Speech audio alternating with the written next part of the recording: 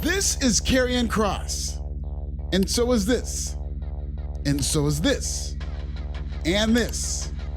And unfortunately this too. In WWE, there are two paths to superstardom. You can be the hand-picked star, the chosen one, anointed by the authority because of bias toward movie star looks, undeniable aura, or a shredded physique. An industry plant, scripted to make it to the top of a scripted sport because the office thinks you're a star, whatever that means.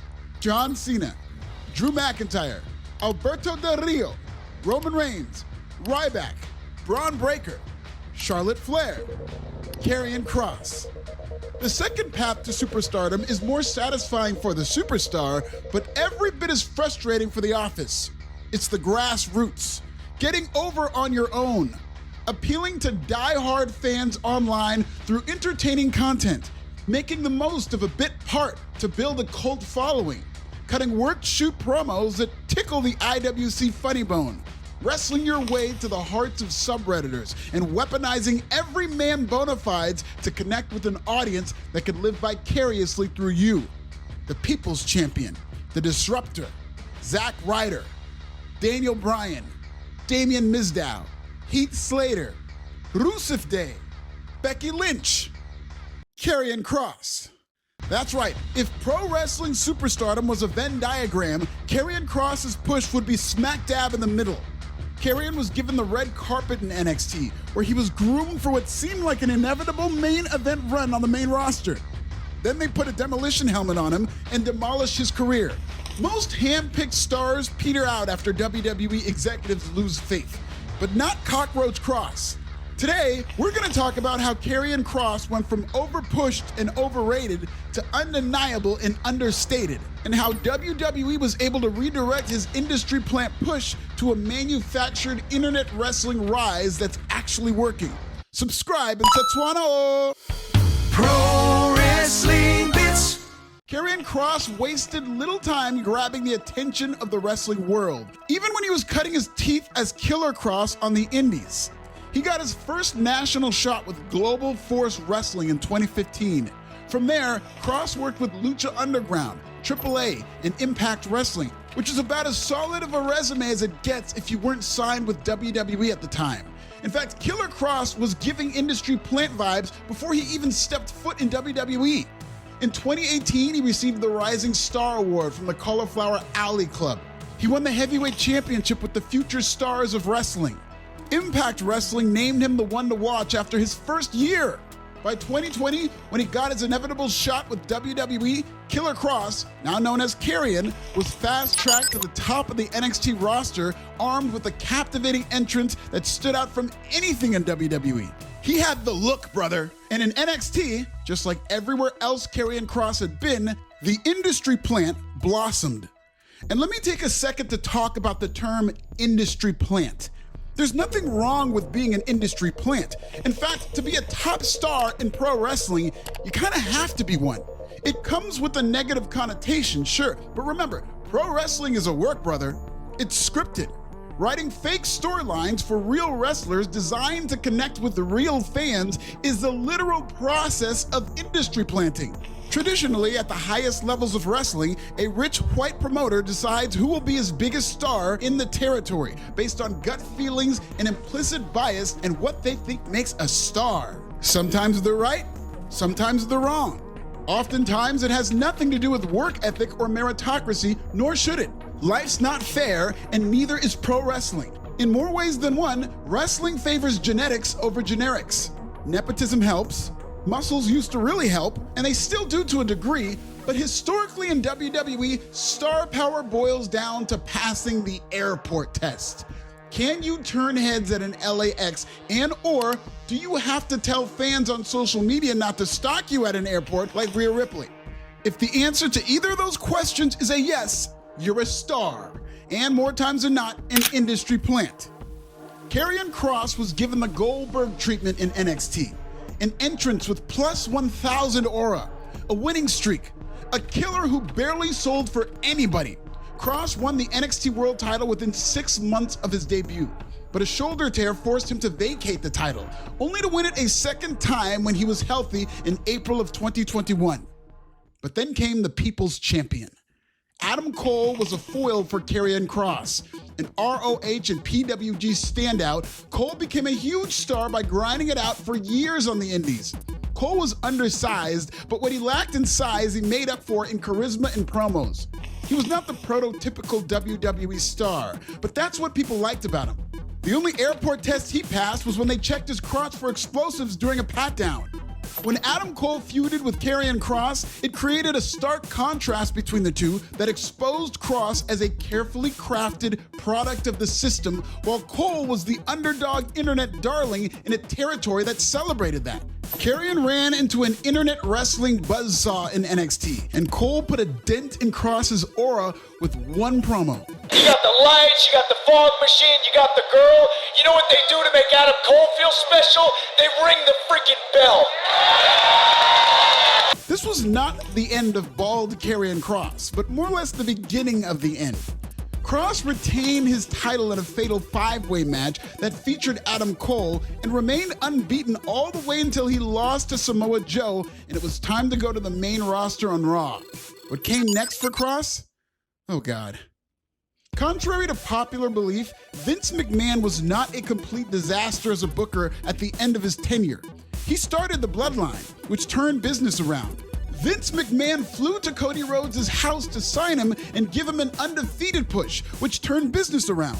The blackest WrestleMania ever happened under Vince's watch. Vince was at the helm when tasked with pulling WWE out of a pandemic. And not only did Vince pull them out of the dirt, WWE blossomed from that dirt like an industry plant. But when Vince's booking was bad, it was really bad. Like referee stoppage inside Hell in a Cell, bad. Zombie match, bad. Karrion Kross in a demolition helmet, bad. This was the senile era of Vince McMahon, and with it came a lot of collateral damage, including the end of Karrion Kross's WWE career. For now.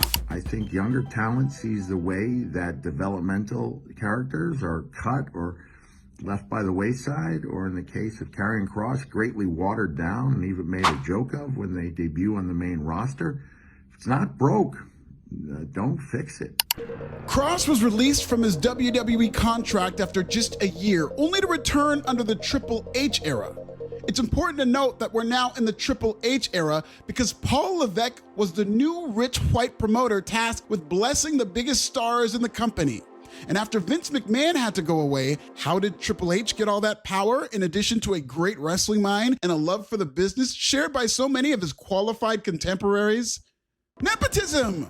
Remember, genetics over generics. Pro wrestling is not fair.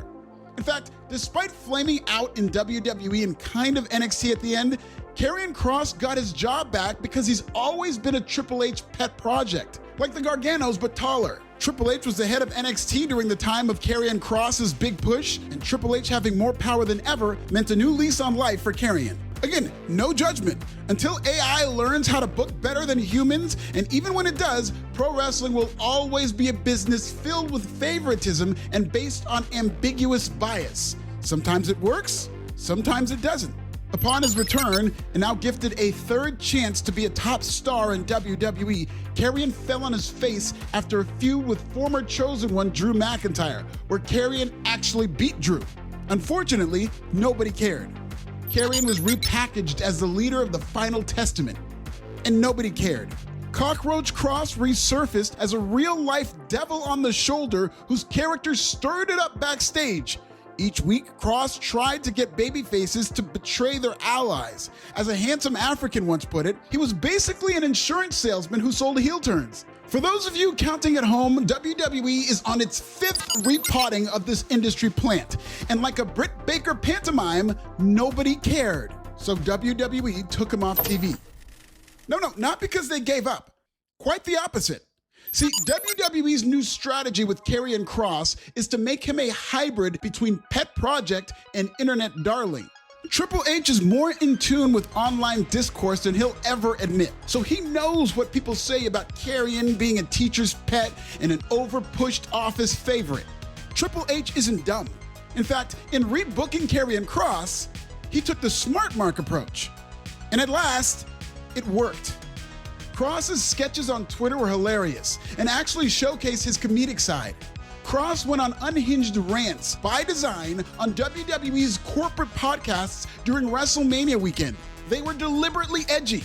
He even used the forbidden term, pro wrestling. Let's talk about what Logan Paul represents. The shortcut. Feels so good to be in the business, thinking about all of the funerals that I wasn't able to attend for the last 11 years in this business, all of the holidays I missed. You know, I could have just started a YouTube channel. Do you guys know we have 25 years combined experience, and what are we doing on Mania? Well, they know because they're normal human beings, and they actually love professional wrestling, but apparently that doesn't mean shit anymore. OMG, he said wrestling. Did you hear that? So edgy. Just ask WWE's Michael Cole, who talked about Karrion's totally unscripted rant on Netflix. I saw a clip from the WrestleMania recap today. Karrion Kross went off. I didn't know he was fam like that. Oh, Kevin can come to the Internet Wrestling Cookout anytime. Wrestling tabloid sites ran with the manufactured viral moment, many of whom thought it was real. Kross stirred up similar headlines with his worked shoot promo on Peter Rosenberg at the Hall of Fame. I don't know if that's you guys or that's the office, but if you guys ever do that to me again, I'm telling you, I'll ruin this whole ceremony. I'll smash his head right through this lamp. I'm not even kidding, by the way. I don't know who did that. I'm not playing around. I'm not in a good mood. I would love to throw you over this railing right now. Are we done? Well, on that note, I think you guys enjoy the red carpet, enjoy the ceremony. This is the same strategy Vince McMahon used with WWE lifer and media darling The Miz during a worked shoot promo on Daniel Bryan. In fact, Karrion Kross's revival reminds me of a quote about corporate edginess from goated white woman Daria Morgendorffer. As far as I can make out, edgy occurs when middle-brow, middle-aged profiteers are looking to suck the energy, not to mention spending money, out of the quote-unquote youth culture. So they come up with this fake concept of seeming to be dangerous when every move they make is the result of market research and a corporate master plan. And would you look at that, after a pair of seemingly dangerous rants, Karrion Kross's merchandise became the #1 best-selling apparel on WWEshop.com. It's a corporate t-shirt that said, stirring them up, you know, because he's so edgy. In fact, stirring them up sounds like something a middle-aged man would say to describe edginess. As much as the IWC prides itself on being, quote, smart marks, they're the easiest to manipulate fan base in all of sports and entertainment. Pro wrestling this, Twitter promo that, sick and tired this, worked shoot that. Logan Paul sucks, right guys? Wait until I get my hands on him. Now buy my t-shirt. Thank you for all the love online. Just know that I'm always talking to creative. I'm always trying to find the best common ground between what they want and what you want. Bingo. Triple H, once correctly accused of favoritism toward industry darling Karrion Kross, had successfully outsmarted the IWC to think that Kross is one of them. It wasn't Karrion Kross's stubbornness that made him a star. It was WWE's. After striking out with Karrion Kross no less than 5 times, Triple H has finally found the best chronogram between what Paul Levesque wants and what they want. During WrestleMania weekend, a weekend where wrestlers are randomly anointed by some of the most raucous and unpredictable crowds of the year, it was Kross who emerged as the People's Champion. After being eliminated from the Andre the Giant Battle Royal, fans booed. Even that Battle Royal, you know, when I got dumped out, the crowd booing. Oh, sure. I called my cousin who was in the audience and I said, was there something going on behind me in the ring? He was like, no, there were people irate in the audience. Reactions like this usually happen ironically for people like Heath Slater or Damien Mizdow, whom the office has no intention of pushing. But this time, WWE was in complete control of who was going to steal the hearts of WrestleMania weekend. I was in the WrestleMania crowd when Kross made a cameo in his hometown of Vegas to a huge pop. Days later, Karrion Kross brought back his industry plant entrance during a dark match on Main Event, and that nigga was cheered like Daniel Bryan. At this point, Triple H is just toying with y'all ninjas. Oh look, it's the unhinged Karrion Kross on the Ariel Helwani show. Quite the WWE-approved platform for somebody who's gone rogue. Karrion Kross is a testament to what happens when the office sticks with the chosen one through thick and thin. Just about every wrestler takes years to evolve into their fully formed self. So in theory, every wrestler needs a Karrion Kross type commitment from the booker, but only so few receive it. Only the favorites, only the industry plants, The IWC always complains about having wrestlers shoved down their throats, but the truth is, they don't care about wrestlers being shoved down their throat as long as they like the taste. Like how Roman Reigns evolved from the big dog to the OTC. Tastes like bloodline. Sure, sometimes you need to leave the territory and reinvent yourself like the chosen one, Drew McIntyre, but sometimes it's just a matter of WWE using trial and error, entrance and error, helmets and error, apathy and error, and testament and error before they finally figure it out. By masquerading a teacher's pet as a school rebel, WWE is on the verge of cashing in on its 5-year investment on Karrion Kross. Karrion was given all the resources to succeed and only did so when his gimmick became understated. It's an overdog story disguised as an underdog story. But most importantly, it's getting over. Because industry plant or not, Karrion Kross is a star. Check out this video and subscribe. Is Karrion Kross an industry plant or an internet darling? Does it matter? Tell me in the comments!